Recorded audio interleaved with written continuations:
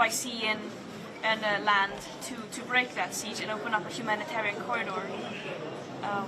Could I ask you, did you have, you said you had no contact at all with any of your other colleagues from the boat when you were detained? Is that what you said? No, that's not what I said. I was just mainly speaking. I don't really know what's going on. You don't know what's going on with the others? Are you worried about the others? I wasn't able to say goodbye. Are you worried about the others, that they might be detained for any length of time? Yeah, I'm very worried about them. We heard many different messages pointing towards that they would not make it easy. And there were troubles with being able to see lawyers. So I am very much calling for their immediate release and calling for everyone who can to mobilize to their governments and other ways to demand their immediate release.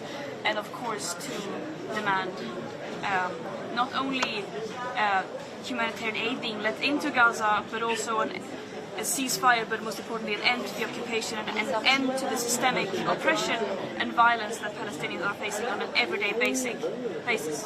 Are you disappointed you didn't manage to break the blockade? I don't know if disappointed is the right word. This is a continued violation of international law and war crimes that Israel are systematically committing against Palestinians by not letting aid come in, by starving people and mass slaughtering in every possible way. During a live stream, full-blown genocide that the world is watching. How do you feel about the European governments and their position and what they're doing or not doing? Yeah, both in our case, their silence was complicity with Israel's illegal actions, but most importantly, their complicity in the genocide that's going on now by sending aid, by sending military and financial support to Israel. They are also part of the killings of Palestinians. There's a conference coming up at the UN. France is thinking of recognizing the state of Palestine. Yeah. How do you feel about that? It's the very, very bare minimum. Of course, welcome, but we need so much more than that. When there's even a risk of genocide happening, we have a duty to prevent that from happening. And right now we are so far gone beyond that stage. It is. There are no words to describe the betrayal that is happening every day by our own governments. You were made the choice. You were offered the choice to return straight away, or for leaving Israel. Can you tell us? You chose to leave Israel straight away. We've been told that people were forced to sign papers in which they recognized that they'd entered the country illegally. Did that happen for you? I did not recognize that I entered the country illegally. I made it very clear in my testimony that we were kidnapped on international waters and brought there against our own will into Israel. What did Israeli authorities say to you? What did Israeli authorities say were the reasons for your detention and arrest? Many different things. Mesdames, messieurs, chers passagers, Did you have to sign any papers before leaving Israel? en application du plan Vigipirate Urgence Attentat, nous vous invitons à signaler toute situation dangereuse ou depends on what you're referring to. 17 ou 212. There were talks about some colleagues that had to sign papers that they did Paper not where you return to recognize Israel. what you did was illegal. Yeah, I did not sign that. What did you achieve from your mission? This was a mission of trying to, once again, the Freedom Flotilla coalition has been continuously sending boats aiming to break the siege and open up a humanitarian corridor since 2008. And this was one of those missions, and right now, more important than ever, because of the siege and because of the systematic starvation of over 2 million people and the full-blown live stream genocide. This was a mission of attempting to once again bring aid to Gaza, which is desperately needed, but also to send solidarity and say that we see you, we see what is happening, and we cannot accept just witnessing all this and doing nothing. That can never be an option. I'm terrified at seeing how this extremely deadly passivity and silence is all over the world, leading to so many deaths. Your opponents and many in Israel accuse you of moral grandstanding. Could you elaborate? That you're doing this to the cameras, the effect. Well, that is very ironic coming from them, since you just described them doing the PR stunt of them handing out sandwiches or whatever. But this is our last boat that we were attempting to go on this mission with a month ago. Was a much larger boat with, of course, could fill much more aid. That was bombed twice, and all the evidence strongly points towards Israel. So we made this trip with a smaller boat and a smaller crew because that's all that we had, because they bombed the last boat. And as I said, this is about bringing as much humanitarian aid as we possibly could, while also sending a message of solidarity and hope, telling Palestinians that we stand behind you in this struggle, and we are joining the global uprising of people demanding an end to the oppression and decolonization, not just in the metaphor. So But that's... the aid you were bringing was symbolic, it was tiny. Huh? The aid you were bringing was symbolic. As I said, the other boat was bombed. Are you Greta, gonna what are you try this planning again? to do in days and weeks to come? As you can see, I'm desperately in the shower and sleep. But what is certain is that we will not stop. We are going to continue to try to do everything we can, because that is the promise that we have given to Palestinians, that we are going to try every single day, in every way that we can, keep trying to demand an end to the atrocities that Israel is doing. Will you try to break the blockade in some way again, by boat or another method? There will be a march to Gaza happening in the coming week, I think, of people trying to come to the Rafah border, which is yet another attempt to break the siege. So this is definitely not the end. This is going to continue, of course. Do you have some news of the other persons who were on the boat? I don't, which is very worrying, because people were not being treated well. I was not able to say goodbye to people, and I don't know what's happening, and there were many issues. When you say they're not treated well, what do you mean? Well, Could you elaborate for us? Could you obviously describe in some of a very dehumanizing way. But of course, I have to stress nothing compared to what Palestinians are going through. But still, can you give us some, what happened to you when you arrived in Ashdod port? I mean, were you taken off the boat? Was there any violence? Were you detained? How? Where? No, I prefer not to go into details about that. We arrived there, we were detained, and then we were, yeah. I don't know if you know, but Donald Trump commented about you being stopped in Ashdod. He said, you're an angry young woman who needs anger management. What would you respond? How do you feel? What did he say? I have no connection to anything, so I don't know what's happening. Basically, he said that, he said he was reacting to what was being said about Israel capturing you. He said, that this is not, they've not been kidnapped, so Israel doesn't need that right now. And he said, Greta Thunberg is, I quote, a young angry woman, she needs anger management sessions. Well, I think the world needs a lot of more young angry women, to be honest, especially with everything going on right now. That's the thing we need most of. When you set out, what did you gauge your success rate would be? Sorry? Was it a success? Do you feel When you this was set a out, what did you gauge your success would be in achieving what you wanted to achieve? We were very well aware of the risks of going on this mission, and as I said before, there has been many previous flotillas on similar missions that have been either attacked, intercepted, or actually reaching Gaza. So, of course, the aim was to get to Gaza and to be able to distribute the humanitarian aid. We were 12 peaceful volunteers sailing on a civilian ship carrying humanitarian aid on international waters. We did not break laws, we did nothing wrong. The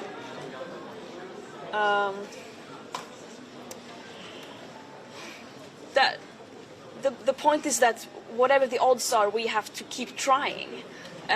Because right now, when you look at the state of the world, everything feels meaningless. But unless you try to do everything you can, that's when we lose our hope, no? Let's understand the context. Why are you free today and your colleagues are still detained? That's a bit unclear. I and some others signed saying that we wanted to go back as soon as we could, not accepting that we entered the country illegally. And some people did not sign that. We were held in also separate places for many amounts of time. So it's a bit unclear. And as I said, I haven't had contact. I wasn't able to talk or say goodbye. But I do know that there were major issues with people actually getting to talk to lawyers. Were you interrogated? Yeah. Why did you choose to come back? Huh? Why did you choose to come back? Why would I want to stay in Israeli prison like more than necessary? Why do you think so many countries, governments around the world are just ignoring what is happening in Gaza? Because of racism, that's the simple answer, I would say. Racism and basically desperately trying to defend a destructive, deadly system that systematically puts short-term economic profit and to maximize geopolitical power over the well-being of humans and the planet.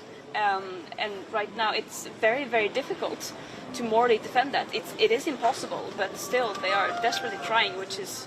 Mesdames, messieurs, chers passagers. Absurd is not the word, but there are no words to describe it. Vi kan ta på svenska. Yes, 10 seconds. Ja, hej. Vi kan göra en snabb utvärdering. En snabb utvärdering. Ja, det som hände var att vi seglade med humanitär nödhjälp på internationellt vatten där vi blev attackerade och kidnappade eftersom att det var på internationellt vatten av Israel och tagna till Israel mot vår vilja. Där vi blev häktade och nu har jag blivit deporterad.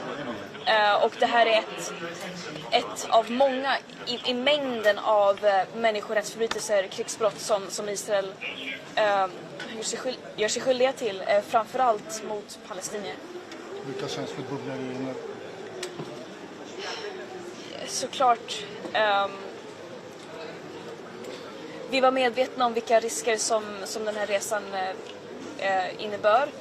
Särskilt om vi tittar på tidigare liknande uppdrag där det har hänt liknande saker med båtarna. Men såklart väldigt att världen återigen visar sina värsta sidor när ett land som ockuperar ett område och systematiskt stoppar all influx av mat, vatten, mediciner som behövs för överlevnad, systematiskt svälter ut över 2 miljoner människor, väljer att återigen blockera humanitär nödhjälp från ett civilt skepp med 12 fredliga volontärer på och kidnappa de personerna och häkta dem. Såklart, det är ytterligare ett exempel av ett av många felen i den här.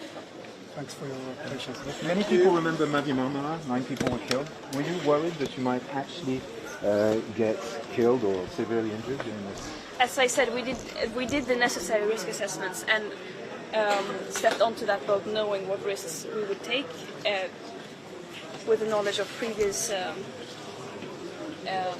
missions, but also with the enormous uncertainty that comes today with especially Israel's behavior. So it was included in the risk assessment. Where are you going now? Are you going back to Sweden? What's the next step? It appears so, yeah. Yeah. Well, is that not what you wanted to do? Was that not what you wanted to do? What we wanted to do was to be able to give humanitarian aid to the people of Gaza. Non, ça va lui vite. Try to contact. Vite fait.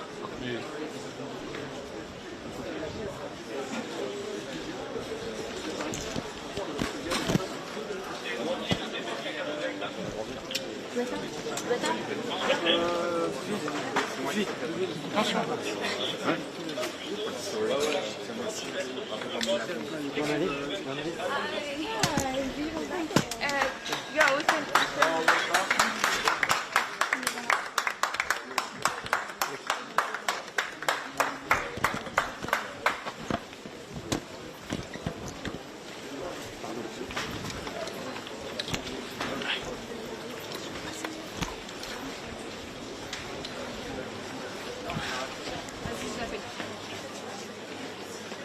Attention.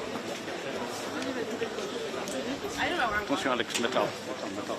Maintenant, attention. Attention.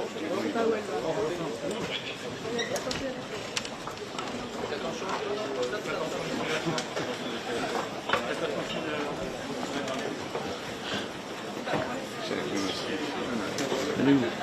Ah, elle est là.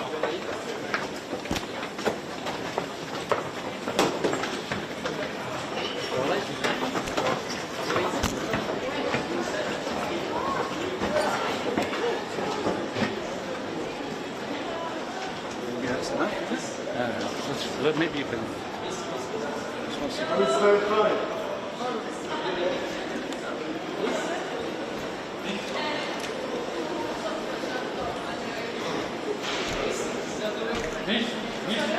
is the wrong way. C'est où, pardon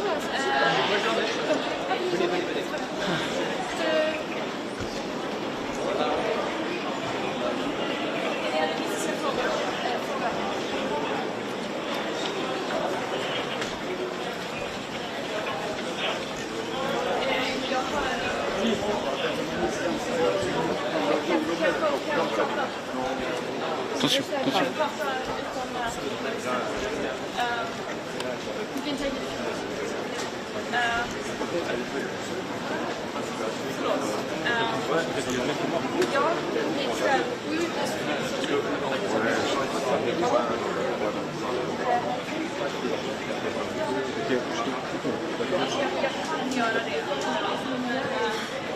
Okay? Yeah.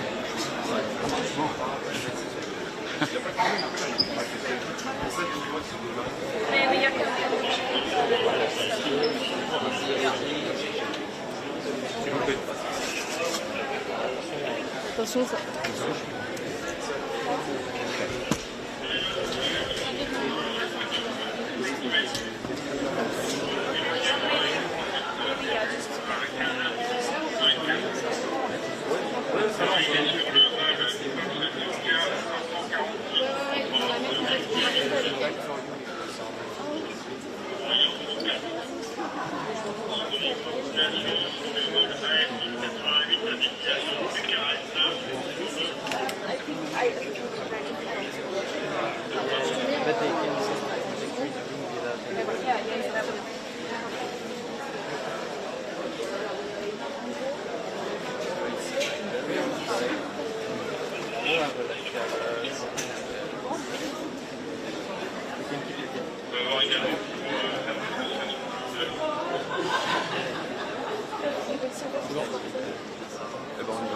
On est parti de belle, c'est bon.